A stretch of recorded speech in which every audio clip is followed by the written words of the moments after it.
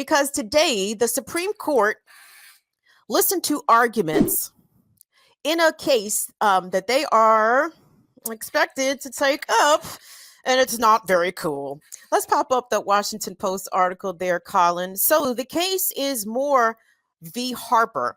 And according to this piece in the Post, what Moore v. Harper does, it challenges the North Carolina Supreme Court's decision to replace a partisan congressional map with one that judges found more in tune with the state constitution's guarantees of free and allegedly fair elections. This case has drawn numerous and enormous and strident interest, mostly from critics warning the justices that they are about to make a big mistake. Okay, so the crux of this case is that the North Carolina legislature wants the ability to oversee every single aspect of state elections, and not even beyond state elections, but to vastly expand the powers of the state legislature. And the word legislature is going to be the crux of whether or not the justices decide to rule in the favor of the North Carolina Republicans. So the other aspect of this, hold on, I'm trying to find my paragraph where I had the things already pre-selected. But this is going to expand the possibility of further gerrymandering, Lord, with very little recourse from the legislatures, or pardon me, very little recourse from the courts. This is actually a system or a proposed radical change to the ways that state elections are being held. And basically, what it does is give overwhelming power to state legislatures and not giving a lot of redress in the courts pertaining the outcome of elections. And where a lot of people are concerned has to do with the political climate of election deniers, most of whom aligned with former President Donald Trump. And the concerns that civil rights organizations have is that should the court rule in favor of this decision by the North Carolina Republicans, by the North Carolina GOP, that the will of the people could be more easily overridden. If you have a state legislature that has already decided who the winner is, regardless of whatever the vote tally happens to be, you could put the election in serious jeopardy. And to me, this is what the eroding and the 2013 Supreme Court decision of Shelby County versus Holder, this is what that has brought us. This is the further evolution or devolution, depending on your perspective, devolution of democracy is what happens when you have people that are making decisions based on basically non-white people getting expanded access to the ballot box and asserting the powers to vote. After the election of Barack Obama in 2008, it was very clear that the Republicans, in addition to attacking abortion rights, that Republicans had voting rights firmly in their crosshairs. And it's really telling to see how far specifically Republicans are willing to go, because when you look at the Voting Rights Act, George Bush reauthorized the Voting Rights Act. George W. Bush, both Bushes, I believe. It actually did, definitely W and definitely Reagan reauthorized the Voting Rights Act every single time and it came up. And most times it would pass Congress with an overwhelming majority. But when Obama got elected, nope. that one person, one vote, that's just going to be a problem. Not if they keep electing these darkies. We cannot allow that. Little did they know, Obama was an outstanding op. And we'll get to that when we talk about the Black misleadership portion of the program. But nonetheless, the attacks and the erosions of voting rights, which ultimately impact Black Americans and non-white Americans, continues to unfold. And if you thought the Supreme Court was done with Dobbs versus Jackson Health Clinic, nope. No. The GOP has got its people in place. It's got its chess pieces situated on the board exactly where they need them to be. And it almost does not matter whether or not the GOP has control of the White House. They got control of these courts. And that is where we are seeing Americans, specifically Black Americans' rights go away. They go away. And it's wild to me, again, as a Black person, to see voting rights go away under the Black president, or have voting rights severely eroded under the Black president. Again, as a woman, particularly as a Black woman, to see in 2022 abortion rights in effect go away for everybody under a Democratic president and a democratically controlled Congress. This is why I get frustrated with electoral politics, everybody, because at the end of the day, the power people don't need the election. You understand? They don't need to adhere to the will of the people, because they already control all the levers of power. So it's kind of a moot point. But let's get back to these arguments, because Justice Kagan, Elena Kagan, who I always feel her questions and even her opinions to be extremely thoughtful and well articulated, she sounded a bit alarmed at what the potential for the Supreme Court case and the outcome of it could be. So the Washington Post snipped a couple of minutes of Justice Kagan's questions, and let's take a listen to what she had to say.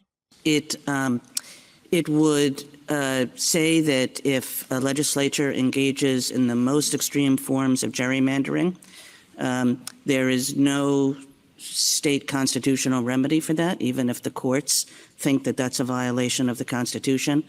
It would say that legislatures could enact all manner of restrictions on voting, get rid of all kinds of voter protections that the state constitution, in fact, prohibits. It might allow the legislatures to insert themselves, to give themselves a role in the certification of elections and the way election results are calculated. So, and in all these ways, I think what might strike a person is that this is a proposal that gets rid of the normal checks and balances on the way big governmental decisions are made in this country. And you might think that it gets rid of all those checks and balances at exactly the time when they are needed most. Because legislators, we all know, have their own self-interest. They want to get reelected. And so there are countless times when they have incentives to suppress votes, to dilute votes, to negate votes, to prevent voters from having true access and true opportunity to engage the political process. Justice Elena Kagan there during arguments for the case out of North Carolina that could radically affect the way that elections in this country are fundamentally certified, the way that political districts are drawn. And what we're trying to hear here, or at least what the proponents of this case argue, is that the states, according to the Constitution, that is, the use of the Constitution's referencing of legislature is going to be really interesting, the way the justices are going to interpret this. Because what the proponents of this case are trying to argue is that the states themselves have sole authority over everything, not just the states, specifically the state legislatures. And if an election does not go their way, or if there are challenges to the ways in which their political voting maps are drawn, well, tough shit, the state legislature has spoken, and there will be no redress for you. And I want us to go back a bit and hear some of the origins of basically the caller is calling from inside the House. The people that have been appointed to the nation's highest courts are not always the ones there to uphold democracy and freedom. These people have political agendas. And for anyone to think that the Supreme Court of the United States as an apolitical body, is a damn fool, is the bottom line. And I think the Dobbs decision and Citizens United decisions definitely helped to concrete that. Make no mistake, the Supreme Court is an agent and a tool and an apparatus of the bourgeoisie and the oligarchs to make sure that the peons, us, that our rights continue to be usurped. And so long as the interests of the elite continue to be served, then that's really all that matters. Democracy, what? Constitution, who? Yeah, they're not concerned about that. Let's go back and revisit some of the the predecessors for this latest Supreme Court. And by the way, y'all, because this court is so heavily tilted to the right, something like this could easily be ruled on by the Supreme Court that would continue to further erode people's access to the ballot box and whether or not elections go the way they ought to, with the person who has the most votes being declared the winner. That almost sounds like an optional thing. You know, you can look even at this most recent election, the Senate election runoff in Georgia. Look at the areas and where you saw the longest lines. Look at the areas. And by the way, voting sounds extremely restrictive in Georgia. It sounds like it's a very onerous process. And that is not by accident. That's not a mistake when you have a state that has one of the highest percentages of Black residents in the country. Of course, they want to make it arduous to vote. And this is just an extension of the long American tradition of making sure that the only people they want to vote are white, the white, wealthy, preferably classed, middle and upper, the lower class whites. That's who they throw the red meat to get them all pissed off about the took her jobs.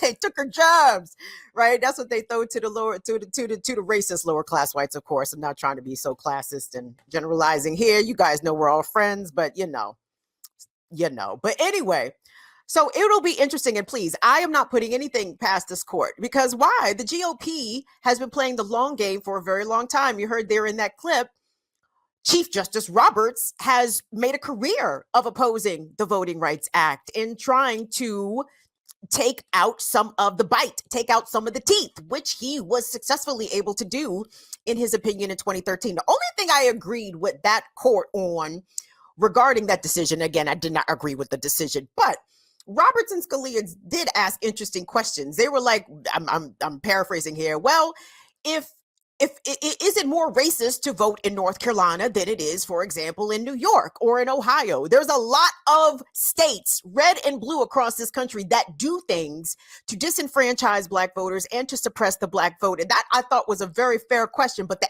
answer was not to throw pre-clearance away altogether. Maybe make all the states come to the Department of Justice when they want to make changes to their election laws, because we know the way America is framed, the non-white vote is always marginalized and they don't want it to turn out, right? So when it turns out, as we just saw in this Georgia Senate election and with the election of Obama, and even this bastard Joe Biden in 2020, when Black people decide to show up and vote, they can absolutely use their power as a voting bloc to shift the outcome of elections. I mean, that's part of how they got rid of Bernie in that South Carolina primary. But we're not going to trip off old shit today. We're not going to trip off old shit today.